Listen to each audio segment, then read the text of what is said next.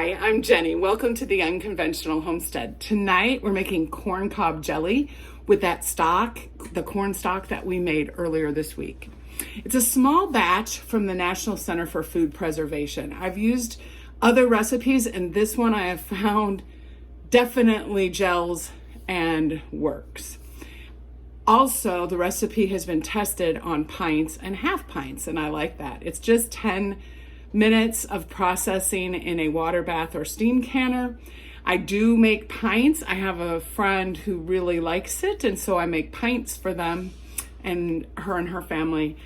And I do have half pints available, so it's nice. I don't have to guesstimate or do something I shouldn't be doing. So anyway, I will link the recipe below, but let's get started. I am making a double batch. Normally for jelly you don't, but one batch is only 3 cups of stock. And so the grape jelly we just made was 5 cups. So this I can handle, but just be aware that's one change I'm making. I have bulk pectin that I use, and I will link this below.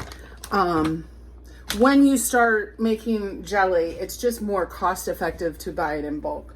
So because it's a double batch, I have 12 tablespoons of pectin, and you stir this in, and you're going to, I'm using a whisk. You want to bring it up to a boil. So I have this on high heat, but you do want to make sure you get all that pectin stirred in, no lumps. That's why I'm using the whisk. This is just like most jelly, where then once it boils, you add your sugar, you bring it back up to a boil, and normally you boil for a minute, but with this, you boil for 5 minutes. That's the only difference. So you do want to always make sure you read your recipes.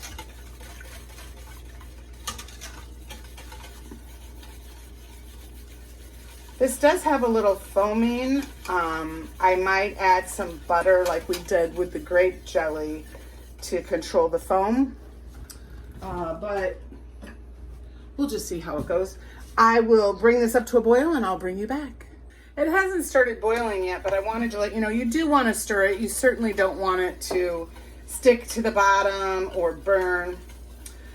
The other thing is I have my steam canner filled appropriately, and then I do put a little splash of vinegar so I don't get mineral deposits on my jars. And I do have it over here on a low medium heat, just starting to get ready, just to quicken the process of getting everything up to heat and getting it processed. I'm kind of squishing this in today with some other activities, so I don't want it to take too long, but I want to process it properly. So I will bring you back. It's boiling, so I'm gonna add in all 6. I'm gonna turn it down a bit. I don't want to overflow anything here. Dumping in that sugar definitely lowers the temperature. You want to get it all mixed in, make sure it doesn't stick on the bottom. And it is really smelling now. It smells wonderful. It's supposed to taste like honey.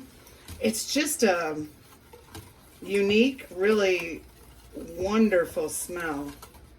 Okay, I am going to add in a pat of butter. Some of the foaming, as you can see, did dissipate.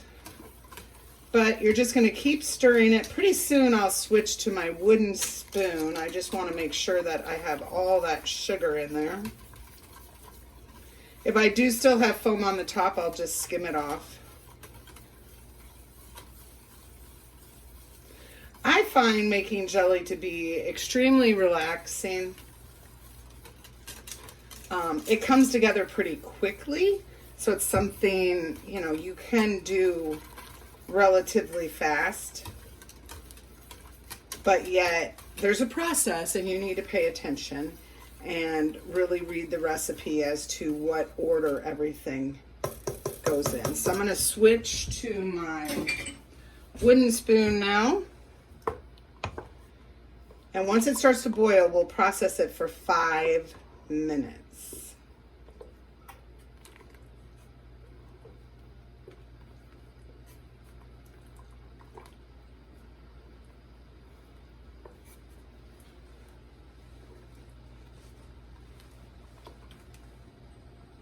So it's starting to boil. I've set my timer for 5 minutes and I will just watch it, making sure that it doesn't bubble up too much because I don't want to have it bubble over. And I'm just going to let it boil for 5 minutes. This is allowing the pectin and the sugar to start thickening. And then I will take it off of the heat and I will skim what foam there is. It looks like there is going to be some. I'm not sure that the butter worked in the cornstalk, but it was worth a try. So I'm going to turn it back a little bit because I do you see it raising up there a little bit? We don't want it to bubble over. So I'll bring you back. So it's been boiling for 5 minutes. And I want to quickly get the foam off. I use the tablespoon metal spoon and I push it to the side, trying just to get the foam.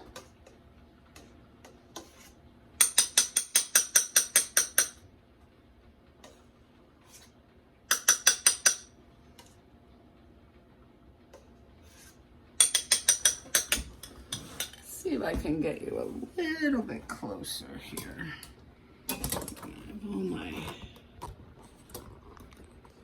I don't need to see my list of what I'm making this weekend.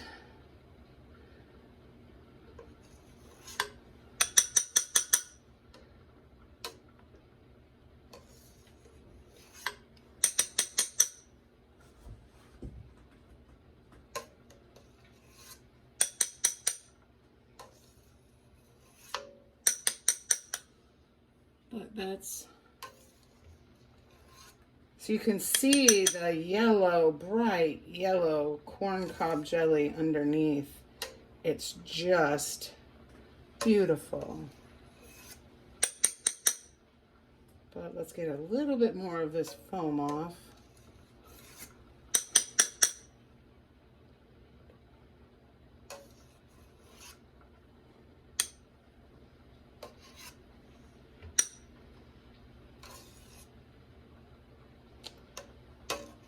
In the comments below, let me know, have you ever made jelly? Do you like making jelly?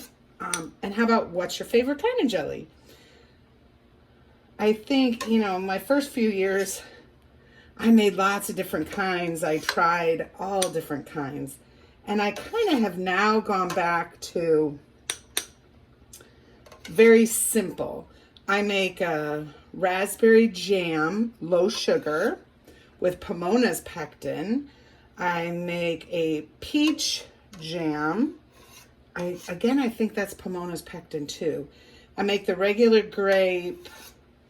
I make this corncob jelly. I have made a carrot cake jelly. I do have that down because I have carrots in the freezer for it.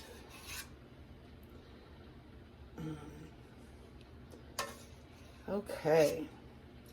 Just a few more scoops and I dropped my spoon, so we're going to leave it. Okay, then we're going to get our ladle. I'm going to do my pints first.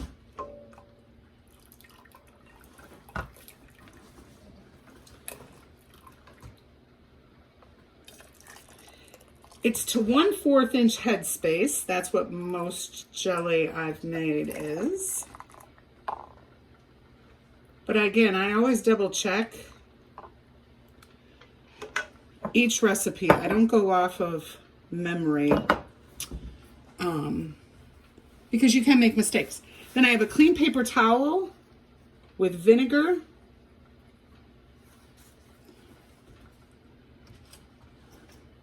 I have my 2-part lids, fingertip tight.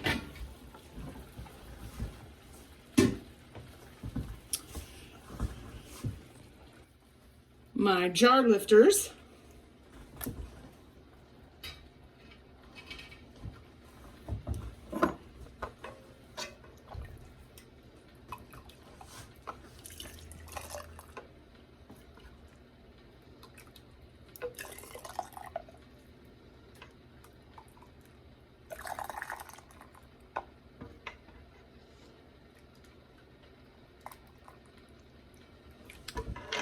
And then I'm moving my funnel right to the next jar to kind of keep this area clean. This is vinegar, just to make sure I haven't dropped any sugar that will impede the sealing up of the jar.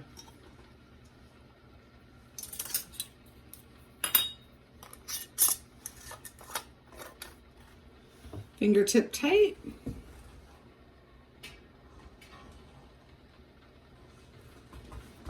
Okay. And then these are little half pints, 8-ounce jars, which is a common jelly jar.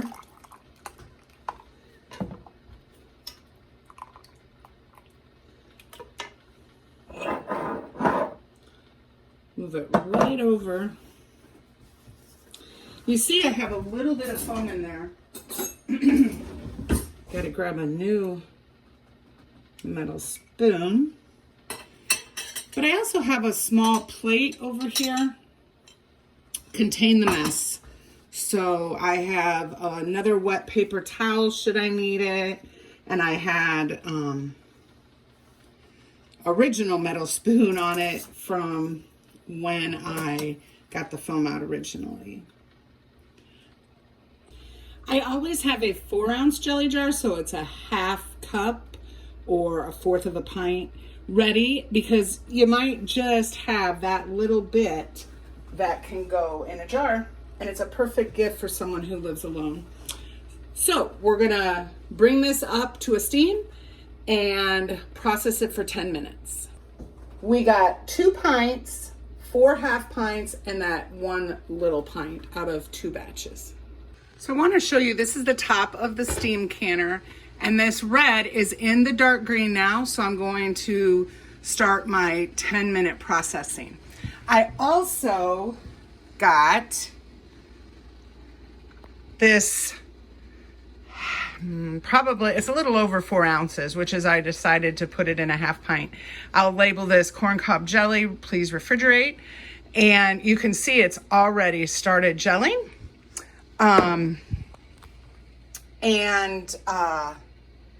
That will be for someone I take and make sure that they put it in their refrigerator right away.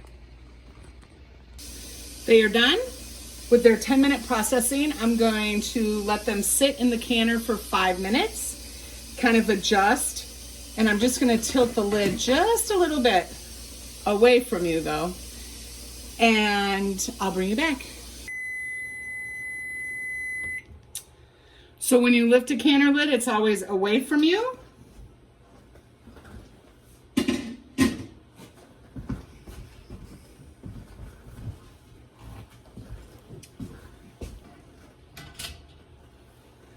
Look at that. Beautiful.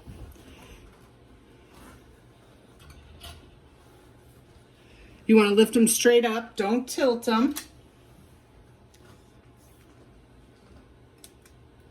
In the morning, I will check them over. I've already heard them popping. I didn't count how many, but that's a good sign. People use this on their toast, English muffins, bagels, anything like that. It's the next morning, Merry Christmas, and the corncob jelly all sealed, and it looks beautiful. So I wanted to bring you along, not to do the dishes, but I cleaned this side of the sink. I put in about 2 tablespoons of vinegar, along with some dishwashing soap and all of my jars. So my 4 half pints, my 2 pints, and my little 4 ounce. And this is a time for me to clean them off because you can get your jars pretty sticky. And you don't want to give them to somebody like that, but also you don't want them to be on your canning shelves like that. That attracts bugs, rodents, and it gives you a good opportunity to make sure they are really all sealed. And then I just rinse them.